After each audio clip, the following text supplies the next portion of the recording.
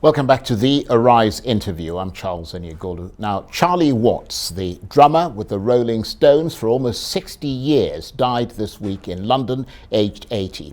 Acclaimed as one of the greatest drummers of his generation, Charlie Watts passed away just weeks after pulling out of the band's US tour following an emergency heart operation.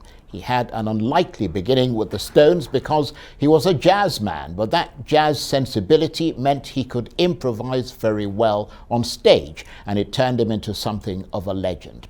Well, Arise News program editor Tom Fredericks is a lifelong fan of the Rolling Stones and a big supporter of Charlie Watts. He attended a Stones concert in London 2 years ago, and here he pays his own tribute to Charlie Watts and the Rolling Stones. I was lucky enough to see the Rolling Stones in 2018 in London, 50,000 people plus in a large stadium. At the age of 70 plus, these guys had so much energy. The stage performance was incredible. The vibrancy, the intensity, not only Mick Jagger, who is already an energetic figure, as you might know, but also the other band members, Ronnie Wood, Keith Richards, incredible musicians.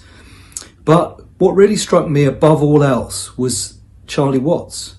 And when I took a closer look at him, his understated brilliance, the way that he was able to master his entire range of drums and his kits and all of the rhythm section at such an advanced age. At that stage, he was already in his late 70s. Is so cool and so well presented and so calm. And I think that's what a lot of people will remember about Charlie Watts. The understated brilliance, the simplicity of the man, the fact he was so well turned out, and that everything he did was so calm and composed. And at the very end of the concert, all four of the Stones came to the front, and I thought to myself how lucky I am that this will probably be one of the last times that we see them together. And certainly for me, that was the last time I saw them in the flesh.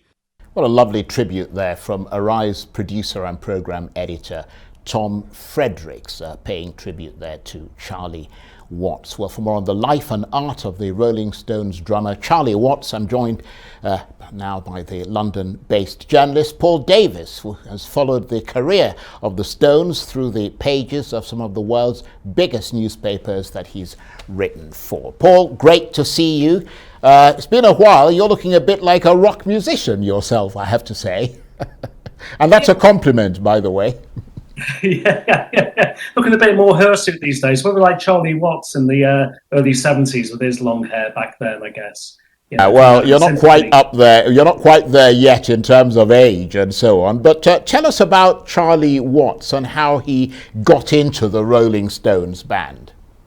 Well, essentially, Charlie Watts was, he joined Alexis Korner's Blues Incorporated band, which so many, alumni of many legendary bands and blues bands in London passed through, including Brian Jones and Mick Jagger at that time. And Brian Jones, who essentially started the Rolling Stones, invited Watts initially. And Watts was working as a graphic designer. And he's working in Denmark. He went over to Denmark, came back, rejoined Blues Incorporated again, then joined the Stones in February of 1963 and played his first gig at the Ealing Jazz Club of that year. And the rest is what they say is glorious history.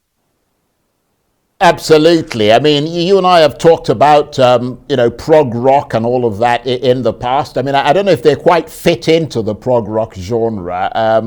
It'd be more like sort of Genesis and all the rest of them, Pink Floyd and so on. But they are a brilliant rock and roll band. But why is Charlie Watts considered to be one of rock's greatest drummers? Because, as you said, he wasn't originally a rock drummer, was he? No, he was never a rock drummer per se. He was a jazz. He was influenced by, the great jazz players like Art Blakey or Phil Seaman, Gary Tuff. People who play behind big brass bands, essentially jazz bands, and that's what drove him on. And that kind of like influenced his technique. If you ever watched footage of Charlie Watts, look at his left hand, the way he holds the drumstick. He holds it, what they say, in the jazz grip. basically, which is between his index and middle finger and his thumb. So you get a lot of kind of wristy, plays a wristy kind of style.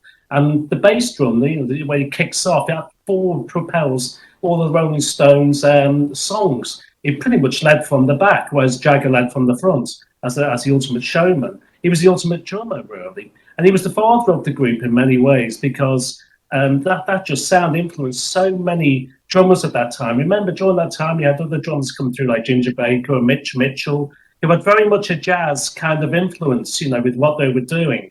And he was that influential, really. And he played slightly behind the backbeat, so with the snare, he was just slightly behind it, like those great Stax records. So it gave it that kind of swing and just, made it quite, it's been, kind of a sexy kind of drummer with his technique, essentially. And, you only miss people like drummers, when they're not here anymore, and he was that influential with the Rolling Stone sound. Well, absolutely. And you mentioned him being, quite a sort of sexy man. I can't refer to him as sexy because, I can't really see it. But, there's another thing about him that stands out beyond his drumming. He was quite a dresser, wasn't he? I understand he was voted Vanity Fair's sort of best dressed man. He was very elegant, as he was laconic in his personality. He was elegant in his presentation. And he was voted Vanity Fair's best dressed man. He spent a mini fortune on clothes from the Tommy Nutter sort of Savile Row in those suits. And I suppose that's where his extravagance, kind of like, when I thought the rock stars, big cars, big mansions, this, that, and the other, all over the world, his clothes were first for him. And, he kind of the way he presented himself was like those old jazz kind of bands, that how they dressed, really. And that was his kind of like sartorial influence, really.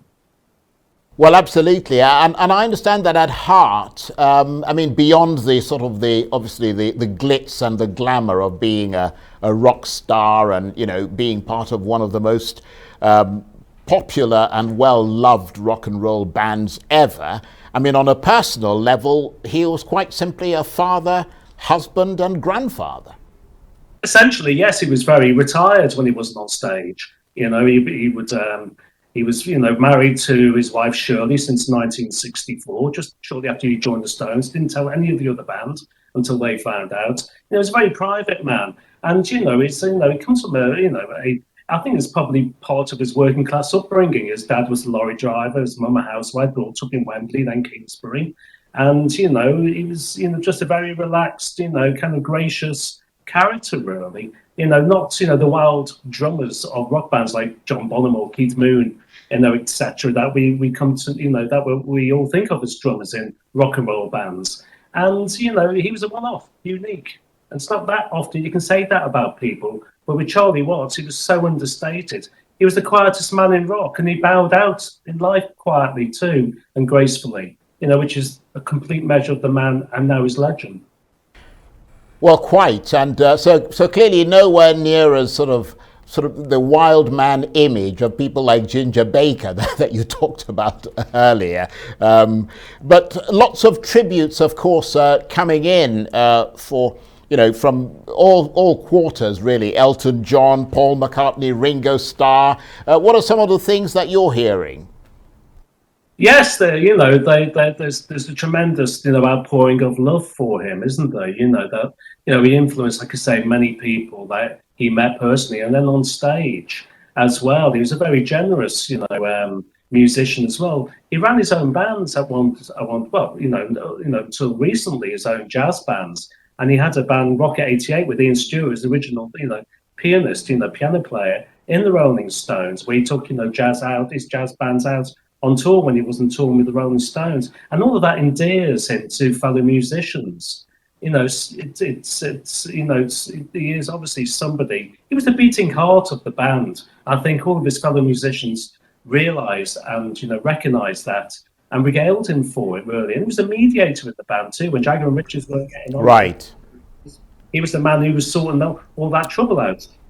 Paul, I want to thank you very much indeed for helping us to remember the great Charlie Watts. And Paul Davies is a London-based journalist, and he was talking to me from London. That's it for this edition of the Arise interview. Join us again tomorrow from me and the entire team here in Abuja and around the world. Bye-bye, and thank you for watching.